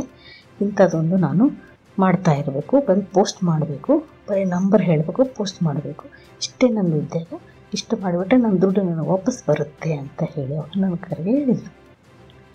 ಸಾಮಾನ್ಯವಾಗಿ ತಿಳಿದವರಾಗಿ ನಾವು ಯಾವ ಮನುಷ್ಯ ಬರೀ 35,000 ರೂಪಾಯಿ ಕೊಟ್ಟು ಒಂದು ಬರೀ ಪೋಸ್ಟ್ ಮಾಡೋದ್ರಿಂದ ನಮಗೆ ದುಡ್ಡು ಬರುತ್ತಾ? ಇಂಥವೆಲ್ಲ ಜಾಲಗಳ ಬಗ್ಗೆ ಬಹಳ ನಾವು ಜಾಗರೂಕರಾಗಿರಬೇಕು. ಅವರು ಅವರು ಇಂಥವರನ್ನ ಒಬ್ಬರನ್ನ ಹುಡುಕೊಂಡು ಅವರಲ್ಲಿ ದುಡ್ಡನ್ನು ಕೊಟ್ಟು ಆಮೇಲೆ ಅವರು ಒಂದು ಹೇಗಂತ ತಗೊಳ್ಳೋ ವ್ಯವಸ್ಥೆನೂ ಒಂದು ಯಾವುದೋ ಒಂದು ಅನ್ನೋನ್ ನಂಬರಿಗೆ ತೊಗೊಂಡಿರ್ತಾರೆ. ದುಡ್ಡನ್ನು ತೊಗೊಂಡು ಆಮೇಲೆ ಒಂದು ದಿವಸ ಬ್ಲಾಕ್ ಮಾಡಿಬಿಟ್ಟಂದರೆ ಅವ್ರಿಗೆ ನಮಗೆ ಯಾವ ಸಂಪರ್ಕವೂ ಇರೋದಿಲ್ಲ. ಅಂಥ ವ್ಯವಹಾರಗಳನ್ನು ನಾವು ಬಹಳ ಜಾಗರೂಕರಾಗಿ ಮಾಡಬೇಕಾಗ್ತದೆ. ತಿಳಿದವ್ರ ಹತ್ತಿರ ಯಾಕೆ ಇದು ಮಾಡಬೇಕು, ದುಡ್ಡನ್ನು ಎಲ್ಲವೂ ಡಬಲ್ ಮಾಡ್ತೀವಿ ಅಥವಾ ನಿಮಗೆ ಇನ್ನೊಂದೇನೋ ಕೊಡಿಸ್ತೀವಿ ಅಂತ ಹೇಳಿ ಇಂಥ ಮೋಸದ ಯಾವುದೇ ವ್ಯವಹಾರಗಳನ್ನು ನಾವು ಎಂದು ಮಾಡದ ಹಾಗೆ ಜಾಗರೂಕರಾಗಿ ನಾವು ಇರಬೇಕಂತ ನಮ್ಮಲ್ಲಿ ಹೇಳ್ಕೊತಾ ಇದ್ದೀವಿ. ಒಂದು ಬ್ಯಾಂಕಿಂಗ್ ವ್ಯವಸ್ಥೆಯಲ್ಲಿ ಕೆಲಸ ಮಾಡುವಂಥ ಒಂದೆರಡು ಉದಾಹರಣೆಗಳನ್ನು ತಮ್ಗೆ ಹೇಳ್ತಾ ಇದ್ದೀನಿ. ಬ್ಯಾಂಕಿನ ವ್ಯವಹಾರ ನಡೆಸುವಾಗ ಸಾಮಾನ್ಯವಾಗಿ ಬ್ಯಾಂಕ್ ಖಾತೆಯಲ್ಲಿ ನಾಗರಿಕರಿಗೆ ಏನು ಹೇಳ್ತಾರೆ ಅಂದರೆ, ಬ್ಯಾಂಕ್ ವ್ಯವಸ್ಥೆ ಅನೇಕ ತೊಂದರೆಗಳಿದೆ. ಉದಾಹರಣೆಗೆ ಖಾತೆ ತೆರೆಯಲು ನಿರಾಕರಿಸ್ತಾರೆ. ಬ್ಯಾಂಕ್ ಅಕೌಂಟ್ ತೆಗಿಯಕ್ಕೆ ಹೋಗ್ತೀವಿ, ಇಲ್ಲ ಇದು ನಿಮ್ಗೆ ತೆಗಿಯಕ್ಕೆ ಬರೋದಿಲ್ಲ, ನಿಮ್ಮ ಆ ಡಾಕ್ಯುಮೆಂಟ್ ಸರಿ ಇಲ್ಲ, ಇದು ಇಲ್ಲ ಅಂತ ಹೇಳ್ತಾರೆ. ಅಥವಾ ನಾವು ಖಾತೆಯಲ್ಲಿ ಸರಿಯಾಗಿ ನೀವು ಬಡ್ಡಿ ಕಟ್ಟಿಲ್ಲ ಅಂತ ಹೇಳ್ತಾರೆ. ನಾವು ಯಾವುದೋ ಒಂದು ಸಾಲ ಅಥವಾ ಲಾಕರ್ದಲ್ಲಿ ಒಳಗಿನ ವಸ್ತುಗಳು ಮಾಯ ಆಗಿರ್ತವೆ. ಚೆಕ್ DD ಪಾವತಿಸಿ ಅದನ್ನು ಅವ್ರು ಕಳೆದು ಹಾಕಿರ್ತಾರೆ. ಅಥವಾ ಸಾಕಷ್ಟು ಹಣ ಇದ್ದರೂ ನಮ್ಮ ಅಕೌಂಟಲ್ಲಿದ್ದರೂ ಚೆಕ್ ಅಥವಾ ಹಣ ನೀಡಲು ನಿರಾಕರಿಸ್ತಾರೆ. ಇಂಥವೆಲ್ಲ ಸಣ್ಣ ಪುಟ್ಟ ಕರ್ತವ್ಯ ಅವರು ವಿಫಲರಾದರೆ, ಅಂದರೆ ಬ್ಯಾಂಕರ್ಸ್ ವಿಫಲರಾದರೆ, ಆ ಸಮಸ್ಯೆಗಳು ಗಂಭೀರವಾಗಿದ್ದು ಅಂತಂದರೆ ಬ್ಯಾಂಕ್ ಅಥವಾ ಕ್ರೆಡಿಟ್ ಕಾರ್ಡ್ ಸಂಬಂಧಪಟ್ಟ ದೂರುಗಳು ಬ್ಯಾಂಕರಿಗೆ ಸಲ್ಲಿಸುವ ಹೊತ್ನಾಗ ಬ್ಯಾಂಕ್ ಎಲ್ಲಿ ಸಲ್ಲಿಸಬೇಕು, ಇಂಥ ಎಲ್ಲ ವ್ಯವಸ್ಥೆಗಳು ನಮ್ಮ ಸೇವಾ ನ್ಯೂನತೆಗಳಾದರೆ ಎಲ್ಲಿ ಸಲ್ಲಿಸಬೇಕು. ಬ್ಯಾಂಕಿನ ಒಂದು ಒಂಬಡ್ಸ್ಮನ್ ಅಂತ ಹೇಳಿ ಒಂದು ವ್ಯವಸ್ಥೆ ಇದೆ. ಅಲ್ಲಿ ನಾವೇನು ಮಾಡಬೇಕು, ಅದನ್ನು ದೂರನ್ನು ಸಲ್ಲಿಸಬೇಕಾಗುತ್ತೆ. ಭಾರತೀಯ ರಿಸರ್ವ್ ಬ್ಯಾಂಕ್ ಒಂಬಡ್ಸ್ಮನ್ ಯೋಜನೆಗಳು, ಇದು ರಿಸರ್ವ್ ಬ್ಯಾಂಕ್ ಆಫ್ ಇಂಡಿಯಾ ಅವರು ನಮಗೆ ಗ್ರಾಹಕರಿಗಾಗಿ ಮಾಡಿರುವಂಥ ಒಂದು ವ್ಯವಸ್ಥೆ ಇರೋದ್ರಿಂದ ನಾವು ಯಾವುದೇ ಒಂದು ಪರಿಹಾರ ತಗೋಬೇಕು ಅಂತಂದರೆ ನಾವು ನಮ್ಮ ರಾಜ್ಯ ಕರ್ನಾಟಕ ಇರೋದ್ರಿಂದ ಕರ್ನಾಟಕ ಬ್ಯಾಂಕಿಂಗ್ ಒಂಬಡ್ಸ್ಮನ್ ಕಚೇರಿ ಬೆಂಗಳೂರು ನಪುತಂಗ ರಸ್ತೆಯಲ್ಲಿರೋದ್ರಿಂದ ಅಲ್ಲಿ ನಾವು ದೂರನ್ನು ಸಲ್ಲಿಸ್ಬೋದಾಗುತ್ತೆ. ಅದಕ್ಕೆ ದೂರವಾಣಿ ನಂಬರ್ ಸಿಗುತ್ತೆ. ಇವೆಲ್ಲವೂ ನಾವು ವೆಬ್ಸೈಟ್ ಕೆಳಗಡೆನ ಹುಡುಕೊಂಡು ಅಲ್ಲಿ ನಾವು ಆನ್ಲೈನ್ ವ್ಯವಸ್ಥೆ ಇದೆ, ಬ್ಯಾಂಕಿಂಗ್ ಆನ್ಲೈನ್, ಪ್ರತಿಯೊಂದು ಕಸ್ಟಮರ್ ಕೇರ್ ನಂಬರ್ ಅಂತಿರುತ್ತೆ. ಅಲ್ಲಿ ನಾವು ಹೋಗಿ ಈ ದೂರನ್ನು ಸಲ್ಲಿಸುವಂಥ ವ್ಯವಸ್ಥೆ ನಮಗೆ ಬ್ಯಾಂಕರ್ಸ್ ಅಥವಾ ರಿಸರ್ವ್ ಬ್ಯಾಂಕ್ ಆಫ್ ಇಂಡಿಯಾ ನಮಗೆ ವ್ಯವಸ್ಥೆ ಮಾಡಿಕೊಟ್ಟಿದೆ. ಇಲ್ಲಿವರೆಗೆ ನಾವು ಒಂದು ವೈದ್ಯಕೀಯ ಸೇವಾ ನ್ಯೂನತೆಯನ್ನು ನೋಡಿಕೊಂಡ್ವಿ, ಬ್ಯಾಂಕಿಂಗ್ ಸೇವಾ ನ್ಯೂನತೆಗಳ ಬಗ್ಗೆ ನೋಡಿದ್ವಿ. ಇನ್ನೊಂದು ಬ್ಯಾಂಕಿನ ಕ್ರೆಡಿಟ್ ಕಾರ್ಡ್ ಮತ್ತು ಡೆಬಿಟ್ ಕಾರ್ಡನ್ನು ವ್ಯವಹಾರ ಮಾಡಬೇಕಾದ್ರೆ ATM ಅಲ್ಲಿ ಹೋಗಿರ್ತೀವಿ. ನಾವು ATMದಲ್ಲಿ ಹೋದಾಗ ಕ್ಯಾಶ್ ವಿತ್ಡ್ರಾ ಮಾಡೋಕ್ಕಿಂತ ಮುಂಚೆ ಫಸ್ಟಿಗೆ ನಾವು ಅದು ಕ್ಯಾನ್ಸಲ್ ಬಟನನ್ನು ಒತ್ತಿ ಸ್ಕ್ರೀನ್ ಮೇಲೆ ಪ್ರತಿಯೊಂದು ಅದು ಒಂದು ಬ್ಯಾಂಕಿನ ಅಡ್ವರ್ಟೈಸ್ಮೆಂಟ್ ಅದರ ವಿವರಣೆ ಬಂದ ಮೇಲೆ ನಮ್ಮ ಕಾರ್ಡನ್ನು ನಾವು ಅದರೊಳಗೆ ಇನ್ಸರ್ಟ್ ಮಾಡಬೇಕಾಗುತ್ತೆ. ಇನ್ಸರ್ಟ್ ಮಾಡಿ ನಮ್ಮ ಪಿನ್ನನ್ನು ಆದಷ್ಟು ಗೌಪ್ಯವಾಗಿ ಮಾಡಬೇಕಾಗುತ್ತೆ. ಎಷ್ಟೋ ಜನ ಏನು ಮಾಡ್ತಾರೆ, ತಮ್ಮ ATM ಪಿನ್ನನ್ನು ATM ಕಾರ್ಡ್ ಮೇಲೆ ಬರೀತಾರೆ ಅಥವಾ ಒಂದು ಮೊಬೈಲಲ್ಲಿ ಬರೀತಾರೆ ಅಥವಾ ಎಲ್ಲೋ ಒಂದು ಕಡೆ ಬರೆದಿಟ್ಕೋತಾರೆ. ಅಂಥದ್ದೆಲ್ಲಿ ನಾವು ಮಾಡೋ ಹಾಗಿಲ್ಲ. ಅಕಸ್ಮಾತ್ ನನಗೆ ಇವತ್ತು ಅದು ATM ಕಾರ್ಡ್ ಆಪ್ರೇಟ್ ಮಾಡೋಕ್ಕೆ ಗೊತ್ತಿಲ್ಲ ಅಂತಂದರೆ ನಾವು ಬೇರೆ ಅಂದರೆ ಬೇರೆಯವರು ನಮ್ಮ ಜೊತೆಗೆ ಲೈನಲ್ಲಿ ನಿಂತವ್ರಕ್ಕಿಂತ ನಾವು ಅವ್ರ ಸಹಾಯ ತೊಗೋಬಾರ್ದು. ಅವ್ರಿಗಿಂತ ನಾವೇನು ಮಾಡಬೇಕು, ಹೊರಗಡೆ ಸೆಕ್ಯೂರಿಟಿ ಗಾರ್ಡ್ ಕುಂತಿರ್ತಾನಲ್ಲ ATM ಮಿಷಿನ್ ಹೊರಗಡೆ, ಅಂಥ ವ್ಯಕ್ತಿ ಕಡೆ ಸಹಾಯವನ್ನು ತೆಗೆದುಕೊಂಡು ನಾವು ನಮ್ಮ ಹಣವನ್ನು ತೆಗೆದುಕೊಳ್ಳುವ ವ್ಯವಸ್ಥೆಯನ್ನು ನಾವು ಮಾಡಬೇಕಾಗುತ್ತೆ. ಆಮೇಲೆ ಪ್ರತಿ ಟ್ರಾನ್ಸಾಕ್ಷನ್ ಮುಗಿದ ಮೇಲೆ ನಾವು ಅಲ್ಲಿ ಕ್ಯಾನ್ಸಲ್ ಅಂತ ಒಂದು ಬಟನ್ ಇತ್ತು, ಆ ಬಟನನ್ನು ಒತ್ತಿ ಆಮೇಲೆ ಬರಬೇಕಾಗುತ್ತೆ. ಅನ್ನೋನ್ ಯಾವುದೋ ಒಂದು ನಂಬರ್ ವಾಟ್ಸಪ್ಪಿಗೆ ಒಂದು ಸ್ಕ್ಯಾನರ್ ಬರ್ತೈತೆ, ಆ ಸ್ಕ್ಯಾನರ್ಗೆ ಅವ್ರನ್ನ ದುಡ್ಡು ಕಳಿಸ್ರಿ ಅಂತ ಹೇಳ್ತಾರೆ.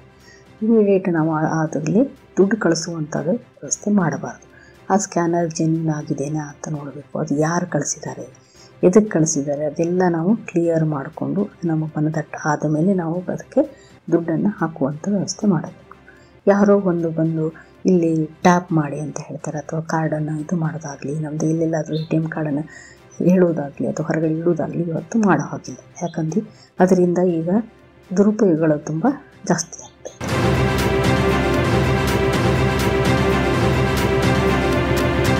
ಇನ್ನೊಂದು ಹೇಳ್ತಾ ಇದ್ದೀನಿ, ಈಗ ಸಣ್ಣ ಮಕ್ಕಳಿಗೆ ಏನು ಮಾಡ್ತಾ ಇದ್ದಾರೆ ಅಂತಂತಂದರೆ, ಈಗ ನಾವು ಮನೆಯಲ್ಲಿ ಇವಾಗ ಗೂಗಲ್ ಪೇ, ಫೋನ್ಪೇ ಓಪನ್ನಾಗಿ ಇಡ್ತೀವಿ, ಅಥವಾ ಮಕ್ಕಳನ್ನೇ ಅದನ್ನು ಆಪ್ರೇಟ್ ಮಾಡ್ತಾ ಇರ್ತಾರೆ. ಮೊನ್ನೆ ಇನ್ನೊಂದು ಕೇಸ್ ಆಯಿತು. ಏನಪ್ಪ ಅಂದರೆ, ಒಂದು 12 ವರ್ಷದ ಮಗು ಆನ್ಲೈನ್ ಗೇಮಿಂಗ್ ಆಡ್ತಾ ಇದ್ದಾನೆ. ಆನ್ಲೈನ್ ಗೇಮಿಂಗ್ ಆಡಬೇಕಾದ್ರೆ ಅವನು ಏನು ಮಾಡಿದ್ದಾನೆ ಅಂತಂದರೆ, ಅದಕ್ಕೆ ಅವನು ದುಡ್ಡು ಕಟ್ಟಬೇಕು. ಎಷ್ಟು? 1000 ರೂಪಾಯಿ ದುಡ್ಡು ಕಟ್ಟಬೇಕು. ಹೇಗೆ ಕಟ್ಟೋದು ದುಡ್ಡು? ಅವನಿಗೆ ಮನೆಗೆ ಬಂದಂಥ ಯಾರೋ ಒಬ್ಬರು ಬಂದು ಮಕ್ಕಳಿಗೆ ಕೈಯಲ್ಲಿ ದುಡ್ಡು ಕೊಡುವಂಥ ಸಂಪ್ರದಾಯ ಇದೆ. ಅವರು ಒಂದು 1000 ರೂಪಾಯಿ ದುಡ್ಡು ಅವನಿಗೆ ಕೊಟ್ಟು ಹೋಗಿದ್ರು. ಅವನ ತಂದೆ ತಾಯಿಗೆ ತಿಳಿಸದೆ ಅವನೇನು ಮಾಡಿದ, ಆ ದುಡ್ಡನ್ನು ಗೇಮಿಂಗಿಗೆ ಹಾಕಿ ಅದನ್ನು ಬಳಸ್ಕೊಂಡ್ಬಿಟ್ಟಿದ್ದ. ಆಮೇಲೆ ಅವ್ರ ತಂದೆ ತಾಯಿ ಇಬ್ಬರು ವರ್ಕಿಂಗ್ ಇದ್ದರು. ಅವ್ರಿಗೆ ಅದು ಎಷ್ಟೋ ದಿನದ ಮೇಲೆ ಗೊತ್ತಾಯಿತು, ಮಗ ಮೊಬೈಲಲ್ಲಿ ಇಂಥದ್ದು ದುಡ್ಡನ್ನು ಹಾಕಿ ಗೇಮಿಂಗ್ ಆಡ್ತಾ ಇದ್ದಾನೆ ಅಂತಂತೆ. ಇಂಥದ್ದು ನಾವು ಪಾಲಕರು ಭಾಳ ಜಾಗರೂಕರಾಗಿರಬೇಕು. ಯಾಕಂದರೆ ಮಕ್ಕಳಿಗೆ ದುಡ್ಡು ಸಿಕ್ತು ಅಂತಂದರೆ ಆ ದುಡ್ಡನ್ನು ಅವ್ರು ಯಾವ ರೀತಿ ಮಾಡ್ತಾರೆ ಹೇಳೋಲ್ಲ. ಆಮೇಲೆ ಗೇಮಿಂಗ್ ಆ್ಯಪನ್ನು ಯಾವುದು ಬೇಕಾದರೆ ಆ್ಯಪನ್ನು ಡೌನ್ಲೋಡ್ ಮಾಡ್ತಾರೆ. ಅವು ಎಷ್ಟು ಜೆನ್ಯೂನ್ ಇದೆ ಏನಿದೆ ಅದನ್ನು ನೋಡಬೇಕಾಗುತ್ತೆ. ಪ್ರತಿಯೊಂದು ಆ್ಯಪ್ ಡೌನ್ಲೋಡ್ ಮಾಡೋಕ್ಕಿಂತ ಮುಂಚೆ ನಾವು ಐ ಅಗ್ರಿ ಅಂತೇಳಿ ನಾವು ಒಪ್ಕೊಂಡ್ಬಿಟ್ಟಿರ್ತೀವಿ.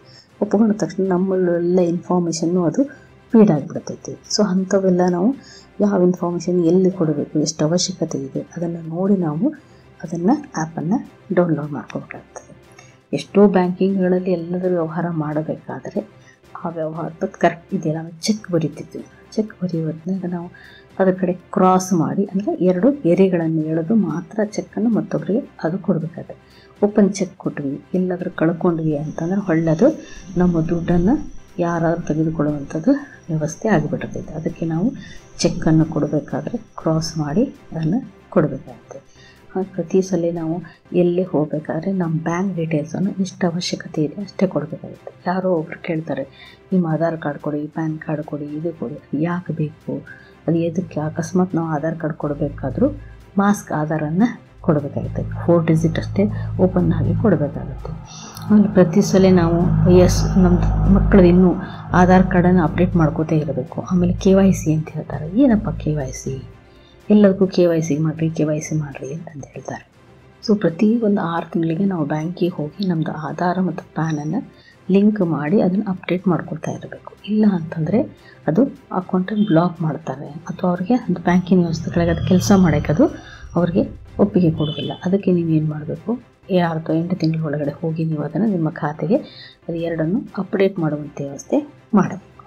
ಇನ್ನೊಂದು, ಇವಾಗ ನಾವು ಇದೆಲ್ಲ ಬ್ಯಾಂಕಿಂದ ಆದ್ರೂ ಇನ್ನೊಂದು ನಾವು ಸೇವೆ ಏನು ತೊಗೋತೀವಿ ಅಂತಂದರೆ LPG ಸಿಲಿಂಡರ್ ಸೇವೆಯನ್ನು ನಾವು ಮನೆಗೆ ತೊಗೋತೇವೆ. ಈಗ LPG ಸಿಲಿಂಡರ್ ಆನ್ಲೈನ್ ಬುಕ್ಕಿಂಗ್ ನಡೀತಾ ಇದೆ. ಅದು ಆನ್ಲೈನ್ ಪೇಮೆಂಟ್ ಅಂತ ಹೇಳ್ತಾರೆ. ಇವಾಗ ಅವರು ರಿಸಿಪ್ಟ್ ಜನ್ರೇಟ್ ಆಗುತ್ತೆ, ಎಲ್ಲ ಜನ್ರೇಟ್ ಆಗುತ್ತೆ. ಬಟ್ ನಾವೇನು ಮಾಡ್ತೀವಿ, ಅದನ್ನು ಸಿಲಿಂಡರ್ ಮನೆಗೆ ಬಂದು ಬುಕ್ಕಿಂಗ್ ಆದ ಒಂದು 3 ದಿವಸಕ್ಕೊಂದು ಮೆಸೇಜ್ ಬರ್ತೈತಿ, OTP ಬರುತ್ತೆ. ಈ ವ್ಯವಸ್ಥೆಗಳು ತುಂಬ ಅನುಕೂಲಕರವಾಗಿದೆ. ಅಂತಲ್ಲಿ ನಾವು ಆ ಸೇವೆ ತಗೊಳ್ಬೇಕಾದ್ರೆ ಅದಕ್ಕೆ ಜಾಗರೂಕರಾಗಿ ಈ ವ್ಯವಸ್ಥೆಗೆ ಅನುಕೂಲವಾಗಿ ಅದನ್ನು ತಿಳಿದು ನಾವು ಪೇಮೆಂಟನ್ನು ಮಾಡಬೇಕಾಗುತ್ತೆ. ಅಲ್ಲಿ ಬಂದಂಥ ವ್ಯಕ್ತಿಗಳು ಯಾರಿದ್ದಾರೆ ಅವತ್ತು ಅವ್ರೇನು ಹೇಳ್ತಾರೆ, ನಿಮಗೆ ಸ್ಕ್ಯಾನರ್ ತಮ್ಮದು ಬೇರೆ ತೋರಿಸ್ತಾರೆ, ಅಲ್ಲಿ ನೀವು ಸ್ಕ್ಯಾನ್ ಮಾಡಿ ಅಂತ ಹೇಳ್ತಾರೆ. ಅದು ಜೆನ್ಯೂನ್ ಆಗಿತ್ತು ಅಂದ್ರೆ ಮಾತ್ರ ನೀವು ಅಲ್ಲಿ ಸೇವೆಗೆ ದುಡ್ಡನ್ನು ಕೊಡಬೇಕಾಗುತ್ತೆ.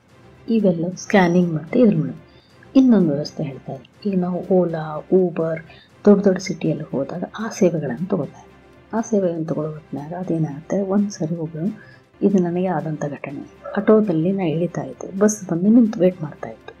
ಮೇಡಮ್ ನನ್ನ ಸ್ಕ್ಯಾನರ್ ಕೊಡಿ ಅಂತ ಹೇಳಿದೆ, ಮೊಬೈಲ್ ನಂಬರ್ ಕೊಡಿ. ಇಲ್ಲ ಮೇಡಮ್ ಸ್ಕ್ಯಾನರ್ ಇದೆ, ನೀವು ಸ್ಕ್ಯಾನ್ ಮಾಡಿ ಅಂತಂದರು. ನಾ ಏನು ಮಾಡಿದೆ, ಸ್ಕ್ಯಾನ್ ಮಾಡೋಕ್ಕೆ ಅದು ನನಗೆ ಪೇಮೆಂಟ್ ಆಗಲಿಲ್ಲ. ಇಲ್ಲ ಮೇಡಮ್, ಅದು ಪೇಮೆಂಟ್ ಆಗ್ತಾಯಿಲ್ಲ, ಇನ್ನೊಂದು ನಂಬರ್ ಇದೆ, ಇನ್ನೊಂದು ನಂಬರ್ ಸ್ಕ್ಯಾನ್ ಮಾಡಿ ಅಂತಂತ ಹೇಳಿದೆ. ನಾನೇನು ಮಾಡಿದೆ, ಓದೋದು ಆಗಿಲ್ಲ ಅಂತ ಅಂದ್ಕೊಂಡು ಅದು ಮೆಸೇಜು ಬರಲಿಲ್ಲ ನನಗೆ. ಅಂದರೆ ಯಾವುದೇ ಒಂದು ನಾವು ವ್ಯವಸ್ಥೆ ದುಡ್ಡು ಹೋದ ತಕ್ಷಣ ಅದು ಟ್ರಾನ್ಸ್ಫರ್ ಆಗಿದೆ ಅಥವಾ ಟ್ರಾನ್ಸ್ಫರ್ ಆಗಿಲ್ಲ ಅಂತಂದ್ರೆ ನಮಗೊಂದು ಮೆಸೇಜ್ ಬರುತ್ತೆ. ಆ ಮೆಸೇಜ್ ನನಗೆ ಬರಲಿಲ್ಲ. ನಾನೇನು ಮಾಡಿದೆ, ಇನ್ನೊಂದು ಮೊಬೈಲ್ ನಂಬರ್ ಕೊಟ್ಟಿದ್ದರಿಂದ ಅದಕ್ಕೆ ಸ್ಕ್ಯಾನ್ ಮಾಡಿದೆ. ಸ್ವಲ್ಪ ಹೊತ್ತಿನಲ್ಲಿ ಏನಾಯಿತು, ನನಗೆ ನಾ ಬಸ್ ಹತ್ತಿ ಒಂದು 15 ನಿಮಿಷ ಒಳಗಡೆ 2 ಪೇಮೆಂಟ್ ಆಗಿಬಿಟ್ಟಿತ್ತು. ಮೊದಲಿಂದ ಏನು ಸ್ಕ್ಯಾನರ್ ಕೊಟ್ಟಿದ್ದ ಅದಕ್ಕೂ ನನ್ನ ದುಡ್ಡು ಹೋಗಿತ್ತು, ಮತ್ತು ಎರಡನೇದು ಏನು ಕೊಟ್ಟಿದ್ದ ಅದಕ್ಕೂ ಡಬಲ್ ಪೇಮೆಂಟ್ ಆಗಿತ್ತು. ನಾ ಏನು ಮಾಡಿದೆ, ಅದು ಸಂಬಂಧಪಟ್ಟಂಥ ಅಧಿಕಾರಿಗಳಿಗೆ ಅಂತ ಅಲ್ಲೇ ಬಸ್ಸಲ್ಲೇ ಕುಂತು ಒಂದು ದೂರನ್ನು ಸಲ್ಲಿಸಿದೆ.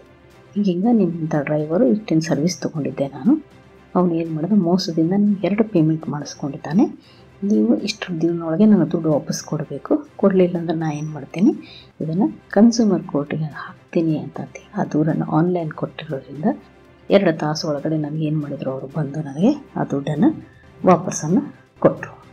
ಇದು ಒಂದು ವ್ಯವಸ್ಥೆ. ಇನ್ನೊಂದು, ಆನ್ಲೈನ್ ಶಾಪಿಂಗ್ ಮಾಡ್ತೀವಿ ನಾವು. ಎಲ್ಲ ವಸ್ತುಗಳನ್ನು ಮನೆಗೆ ಬರುವಂಥ ವ್ಯವಸ್ಥೆ ಈಗ ನಮ್ಮಲ್ಲಿ ಹಾಸಿದೆ. ಫ್ಲಿಪ್ಕಾರ್ಟ್, ಅಮೆಝಾನ್, ಮೈಂತ್ರಾ, ಎಷ್ಟೊಂದು ನಾವು ಹೇಳ್ತಾ ಹೋದರೆ ತುಂಬ ವ್ಯವಸ್ಥೆಗಳು ನಮಗೆ ಅನುಕೂಲಕರವಾಗಿವೆ. ಆ ವ್ಯವಸ್ಥೆಗಳಿಂದ ಕೆಲಸ ಮಾಡ್ತಾ ಇದ್ದೀವಿ. ಅಂಥಲ್ಲಿ ಮೋಸ ಆದರೆ ನಾವು ದೂರ ಯಾರಿಗೆ ಸಲ್ಲಿಸಬೇಕು? ಕಳಪೆ ವಸ್ತುಗಳು ಬಂದರೆ ಏನು ಮಾಡಬೇಕು? ಮೊದಲು 2019 ಈ ಕಾಯ್ದೆ ನಮಗೆ ಬಂತು. ಮೊದಲಿನ ಕಾಯ್ದೆ 1986 ಒಳಗಡೆ ಇಂಥ ವ್ಯವಸ್ಥೆ ಇಲ್ಲದ ಕಾರಣ ನಾವು ನಮ್ಮ ಗ್ರಾಹಕರಿಗೆ ಏನು ಮಾಡಿ ತಿದ್ದುಪಡಿ ಮಾಡಿಕೊಂಡು ಇದನ್ನು ನಾವು ಮಾಡ್ತಾ ಬಂದಿದ್ದೀವಿ. ಇನ್ನೊಂದು ಇದಕ್ಕೆ ಒಂದು ಎಕ್ಸಾಂಪಲ್ ಹೇಳ್ತಾ ಇದ್ದೀನಿ. ಒಬ್ಬರು ವಾಚನ್ನು ಆನ್ಲೈನ್ ಶಾಪ್ ಇದ್ರ ಮೂಲಕ ತರಿಸಿದ್ರು. ಅದರೊಳಗೆ ಏನಿತ್ತು, ನಿಮ್ಮದು 21,000 ವಾಚನ್ನು ನಿಮಗೆ 13,000 ಕೊಡ್ತಾ ಇದ್ದೀವಿ, ಆಫರಲ್ಲಿ 5 ದಿನ ಮಾತ್ರ ಇದೆ, ಅದನ್ನು ನೀವು ತೊಗೋಬಹುದು ಅಂತ ಒಂದು ಅಡ್ವರ್ಟೈಸ್ಮೆಂಟ್ ಬಂದಿತ್ತು. ಒಬ್ಬ ವ್ಯಕ್ತಿ ಏನು ಮಾಡ್ದ, ಅದನ್ನು ಅವನು ಒಂದು ವಾಚ್ ತರಿಸಿದ. ಆ ವಾಚ್ ಜೆನ್ಯೂನ್ ಆಗಿ ಬಂತು. ಅವನು ಇನ್ನೂ ಆಫರ್ ಇದರಿಂದ ಇನ್ನೊಂದು ವಾಚನ್ನು ಆರ್ಡರ್ ಮಾಡಿದ. ಆರ್ಡರ್ ಮಾಡಿದ 3 ದಿನಕ್ಕೆ ವಾಚ್ ಮನೆಗೆ ಬಂತು. ಅವನು ಪ್ಯಾಕೆಟ್ ತೆಗೆದು ನೋಡಿದರೆ ಅದರೊಳಗೆ ಬರೀ ಸಾದಾ ಒಂದು ವಾಚಿಗೆ ಒಂದು ಸ್ಟಿಕರ್ ಅಂಟಿಸಿ ಕೊಟ್ಟುಬಿಟ್ಟಿದ್ರು. ಆ ವ್ಯಕ್ತಿ ಒಳ್ಳೆದನ್ನು ಆನ್ಲೈನ್ ದೂರ ಸಲ್ಲಿಸೋಕೆ ಹೋದ್ರೆ ಅಲ್ಲಿ ಅವರು ನಾನ್ ರಿಟರ್ನಬಲ್ ಪಾಲಿಸಿ ಇದೆ, ಇದು ನಾವು ವಾಪಸ್ ತೊಗೊಳ್ಳೋದಿಲ್ಲ, ಒಮ್ಮೆ ಗೂಡ್ಸ್ ಸೋಲ್ಡ್ ಆದಮೇಲೆ ಇದು ನಾನು ವಾಪಸ್ ತೊಗೊಳ್ಳೋದಿಲ್ಲ, ಹೀಗಾಗಿ ನಾವು ತೊಗೊಳಂಗಿಲ್ಲ ಅಂಥೇಳಿ ಕಸ್ಟಮರ್ ಕೇರ್ ಅವರು ಹೇಳಿದರು. ಮತ್ತು ಈ ವ್ಯಕ್ತಿ ಏನು ಮಾಡ್ದ, ಅಲ್ಲೇ ಆನ್ಲೈನಲ್ಲಿ ಒಂದು ಕನ್ಸ್ಯೂಮರ್ ಕೇಸನ್ನು ಹಾಕಿದ ತಕ್ಷಣ ಅದು ಒಂದು ನೋಟಿಸು ಅವ್ರಿಗೆ ಅಲ್ಲಿ ಹೋಯಿತು. ಇಮಿಡಿಯೇಟ್ ಅವ್ರು ಏನು ಮಾಡಿದರು, ನಮಗೆ ಕಸ್ಟಮರ್ ಕೇರ್ದವ್ರೊಂದು ಕಾಲ್ ಮಾಡಿ ನನಗೆ 72 ತಾಸು ಅವಕಾಶ ಕೊಡಿ, ಅಷ್ಟರೊಳಗೆ ನಾವು ಪ್ರತಿಯೊಂದು ಗೂಡ್ಸು ಎಲ್ಲೆಲ್ಲಿ ಡಿಸ್ಪ್ಯಾಚ್ ಆಗಿದೆ ಅದು ಸ್ಟೇಟಸ್ ಏನು ನಿಮಗೆ ಹೇಳ್ತೀವಿ ಅಂತ ಒಂದು ಕಾಲಾವಕಾಶ ತೆಗೆದುಕೊಂಡು 72 ತಾಸು ಆದಮೇಲೆ ಅವ್ರೇನು ಮಾಡಿದರು, ನಮಗೆ ವಾಪಸ್ ಕಾಲ್ ಮಾಡಿ, ಇಲ್ಲ ಇದನ್ನು ನಮ್ಮದು ಫ್ಯಾಕ್ಟ್ರಿಯಿಂದ ಅಥವಾ ನಮ್ಮದು ಔಟ್ಲೆಟಿಂದ ಜೆನ್ಯೂನ್ ಪ್ರಾಡಕ್ಟ್ ಹೊರಗಡೆ ಹೋಗಿದೆ, ನಮ್ಮಲ್ಲಿ ಯಾವುದೂ ಮಿಸ್ಟೇಕ್ ಆಗಿಲ್ಲ, ಅದಕ್ಕೆ ನಾವು ರೆಸ್ಪಾನ್ಸಿಬಲ್ ಅಲ್ಲ ಅಂತಂತ ಹೇಳಿ ನಾವು ನಮ್ಮ ದೂರ ಸರಿದ್ಬಿಟ್ಟು. ಬಟ್ ಈ ವ್ಯಕ್ತಿ ಏನು ಮಾಡ್ದ ಅಂತಾರೆ, ಇಂಥವು ಎಲ್ಲೆಲ್ಲಿ ಆಗಿದೆ ಘಟನೆಗಳು, ಇವನಿಗೊಬ್ಬನಿಗೆ ಮೋಸ ಆಗಿದೆಯಾ ಅಥವಾ ಭಾರತದಲ್ಲಿ ಮತ್ತೆಲ್ಲಾದರೂ ಇಂಥ ಮೋಸ ಆಗಿದೆಯಾ ಅಂತಂತೇಳಿ ಸರ್ಚ್ ಮಾಡಿದಾಗ 5 ಘಟನೆಗಳು ಸೇಮ್ ಇಂಥವೇ ಆಗಿದ್ದು. ನಮ್ಮದು ಒಂದು ಕರ್ನಾಟಕದಾಗಿದ್ದರೆ, ಒಂದು ತಮಿಳುನಾಡು, ಒಂದು ಆಂಧ್ರ ಪ್ರದೇಶ, 2 ಉತ್ತರ ಪ್ರದೇಶದಲ್ಲಿ, ಒಂದು ಮಹಾರಾಷ್ಟ್ರ, ಹೀಗೆ 5 ಘಟನೆಗಳು ಇವನಿಗೆ ಕಣ್ಣಿಗೆ ಬಿದ್ದು. ಆ ವ್ಯಕ್ತಿ ಜೊತೆ ಸಂಪರ್ಕ ಮಾಡಿದಾಗ, ಇಲ್ಲ ನಾವು ಇದನ್ನು ದೂರ ಸಲ್ಲಿಸ್ತಾ ಇದ್ದೀವಿ, ನಾವು ಒಟ್ಟಿಗೆ ಇದನ್ನು ದೂರ ಸಲ್ಲಿಸೋಣ, ಒಟ್ಟಿಗೆ ಇದನ್ನು ಮಾಡೋಣ ಅಂತಂತ ಸ್ಪಂದನೆ ಬಂತು. ಈ ವ್ಯಕ್ತಿ ಏನು ಮಾಡ್ದ, ಎಲ್ಲಿ 5 ಜನಕ್ಕೆ, ಒಂದು 3 ರಿಂದ 4 ಮಂದಿಗೆ ನಾವು ನೋಟಿಸನ್ನು ಕಳಿಸ್ಬೇಕಾಗುತ್ತೆ. ಯಾರ್ಯಾರಪ್ಪ? ಒಂದು, ಈ ವಾಚ್ ತಯಾರಕರು ಯಾರಿರ್ತಾರ ಅವರಿಗೊಂದು ನೋಟಿಸ್ ಆಗುತ್ತೆ. ನೆಕ್ಸ್ಟ್ ಇಮಿಡಿಯೇಟಾಗಿ ಡಿಸ್ಟ್ರಿಬ್ಯೂಟರ್ ಅಂತ ಹೇಳ್ತೀವಿ ನಾವು, ಅದನ್ನು ಲೈಸೆನ್ಸ್ ತೊಗೊಂಡು ಯಾರು ಮಾರಾಟ ಮಾಡ್ತಾರ ಅವರು. ಇನ್ನೊಬ್ಬ ವ್ಯಕ್ತಿ ಯಾರು, ನಮ್ಮ ಮನೆಗೆ ತಂದು ತಲುಪಿಸುವಂಥ ವ್ಯವಸ್ಥೆ ಯಾರು ಮಾಡಿದಾರಲ್ಲ ಆ ವ್ಯಕ್ತಿ. ಸೊ ಈ 3 ವ್ಯಕ್ತಿಗಳಿಗೆ ಏನು ಮಾಡಿದ, ಅವನು ಒಂದು ಲೀಗಲ್ ನೋಟಿಸನ್ನು ಆನ್ಲೈನ್ ಮೂಲಕ ಎಲ್ಲರಿಗೂ ಸಲ್ಲಿಸಿದ, ಇಮೇಲ್ ID ಮೂಲಕ ಅವ್ರಿಗೆಲ್ಲ ಕಳಿಸಿ ಪ್ಲಸ್ ಒಂದು ಹಾರ್ಡ್ ಕಾಪಿನೂ ಸ್ಪೀಡ್ ಪೋಸ್ಟಲ್ಲಿ ಹಾಕಿದ. ಇದು ಜುಲೈ 8ರಿಂದ 15ನೇ ತಾರೀಕು ಒಳಗಡೆ ಆಗಿರುವಂಥ ವ್ಯವಸ್ಥೆ ಆಗಿತ್ತು. ಅವ್ರೇನು ಮಾಡಿದ, ಅವ್ರ ನೋಟಿಸ್ ಹೋಗಿ 8 ಅದರೊಳಗೆ ನಾವು ಕಾಯ್ದೆ ಬಂದು ಹಾಕಿರ್ತೀವಿ. ಏನು ಹಾಕಿರ್ತೈತಪ್ಪ ಅಂದರೆ 8 ದಿನ ಒಳಗಡೆ ನೀವೇನು ಮಾಡಬೇಕು, ನಮಗೆ ಸ್ಪಂದನೆ ಮಾಡಬೇಕು, ಮಾಡಲಿಲ್ಲ ಅಂದರೆ ನಾವೇನು ಮಾಡ್ತೀವಿ, ಕನ್ಸ್ಯೂಮರ್ ಫೋರಮ್ಗೆ ಹೋಗಿ ನಿಮ್ಮ ಮೇಲೆ ಕೇಸನ್ನು ದಾಖಲು ಮಾಡ್ತೀವಿ ಅಂತಂತೇಳಿ ಅದರೊಳಗಡೆ ಅವು ನೋಟಿಸಲ್ಲಿ ಬರೆಯಲ್ಪಟ್ಟಿತ್ತು. ಅದಕ್ಕೆ ಅವರು ಹೆದರಿ ಇಮಿಡಿಯೇಟ್ ಆಗಸ್ಟ್ 16ನೇ ತಾರೀಕಿನ ದಿವಸ ಕಾಲ್ ಬಂತು ಸಾಯಂಕಾಲ. ಸಾರಿ ಸರ್, ನಮ್ಮಿಂದ ತಪ್ಪಾಗಿದೆ, ನಮ್ಮಿಂದ ಇದು ಆಯಿತು, ನಮ್ಮನ್ನು ಕ್ಷಮಿಸ್ರಿ, ನಿಮ್ಮ ದುಡ್ಡನ್ನು ನಾವು ಇವತ್ತೇ ನಿಮಗೆ ಅಕೌಂಟಿಗೆ ನಾವು ಒಳ್ಳೆ ಕಳಿಸ್ತಾ ಇದ್ದೀವಿ ಅಂತೇಳಿ ಒಂದು ಅಪಾಲಜಿ ಕಾಲ್ ಮಾಡಿ ಪ್ರತಿಯೊಬ್ಬರು ಬಂದು ಅದನ್ನು ಎಷ್ಟೆಷ್ಟು ಮಂದಿ ಆಗುತ್ತೆ ಎಲ್ಲರಿಗೂ ಒಂದೊಂದು ತಮ್ಮೊಂದು ಅಪಾಲಜಿ ಲೆಟರ್ ಕಳಿಸಿ ಒಬ್ಬರು ವ್ಯಕ್ತಿ ಮಾತಾಡಿ ಅವರ ದುಡ್ಡನ್ನು ಪೂರ್ತಿ ಕಳಿಸುವಂಥ ವ್ಯವಸ್ಥೆ ಅಲ್ಲಿ ಆಯಿತು. ಇಂಥ ವಸ್ತು ಆನ್ಲೈನ್ ಆದಾಗ ನಾವೇನು ಮಾಡಬೇಕಾಗುತ್ತೆ, ಇಂಥಗಳೆಲ್ಲ ಹಾಳಾದರೆ ಅಥವಾ ಇಂಥವು ಏನಾದರೂ ವಸ್ತುಗಳು ಬಂದರೆ ಈಗ ಅಂತಲ್ಲಿ ನಾವು ಏನು ಮಾಡ್ಬೋದು, ಗ್ರಾಹಕರ ಕೆಳಗಡೆ ದೂರನ್ನು ಸಲ್ಲಿಸಬೇಕು ಹೌದು ಅಂತಂಥೇಳಿ ನಾವು ಇಲ್ಲಿ ಇಂದ ತಿಳ್ಕೊಳ್ತಾ ಇದ್ದೀವಿ. ಒಂದು ಯಾವುದಾದ್ರೂ ವೈದ್ಯಕೀಯ ಸೇವೆಯಲ್ಲಿ, ಬ್ಯಾಂಕಿಂಗ್ ಸೇವೆಯಲ್ಲಿ ಮತ್ತು ಆನ್ಲೈನಲ್ಲಿ ಮೋಸವಾದಾಗ ನಾವು ಗ್ರಾಹಕರ ಅಡಿಯನ್ನು ನಾವು ಪರಿಹಾರ ತಕ್ಕೋತೀವಿ ಅಂತಂಥೇಳಿ ಇಂದು ನಾವು ತಿಳ್ಕೊಳ್ತಾ ಇದ್ದೀವಿ. ಇನ್ನು ಮುಂದಿನ ಸಂಚಿಕೆಯಲ್ಲಿ ನಾನು ನಿಮಗೆಲ್ಲರಿಗೂ ಆಹಾರ ಕಲಬೆರಕೆ ಬಗ್ಗೆ, ಆಹಾರ ಎಷ್ಟು ಕಲಬೆರಕೆ ಆಗ್ತಾ ಇದೆ, ಆಹಾರದ ವ್ಯಾಪಾರದಲ್ಲಿ ಎಷ್ಟು ಮೋಸಗಳಾಗ್ತಾ ಇದ್ದಾವೆ, ನಾನು ಒಂದು ವಸ್ತುವನ್ನು ಖರೀದಿಸೋಕ್ಕೂ ಮುಂತ ಏನೇನು ಚಿಹ್ನೆಗಳನ್ನು ನೋಡಬೇಕು, ಕಾನೂನು ಮಾಪನ ಇಲಾಖೆ ಕೆಳಗಡೆ ಇವು ದೃಢೀಕರಿಸಲ್ಪಟ್ಟಂಥ ಚಿಹ್ನೆಗಳಿರ್ತಾವೆ, ಅವರ ಬಗ್ಗೆ ಲೇಬಲ್ ಪಡೇಗಾ ಇಂಡಿಯಾ ಲೇಬಲ್ ಅನ್ನೋ ಒಂದು ಸ್ಲೋಗನ್ನೊಂದಿಗೆ ಮುಂದಿನ ಸಂಚಿಕೆಯನ್ನು ನಾನು ನಿಮಗೆಲ್ಲರಿಗೂ ಹೇಳುವಂಥ ಪ್ರಯತ್ನ ಮಾಡ್ತೀನಿ ಅಂತ ಹೇಳಿ ಧನ್ಯವಾದಗಳು.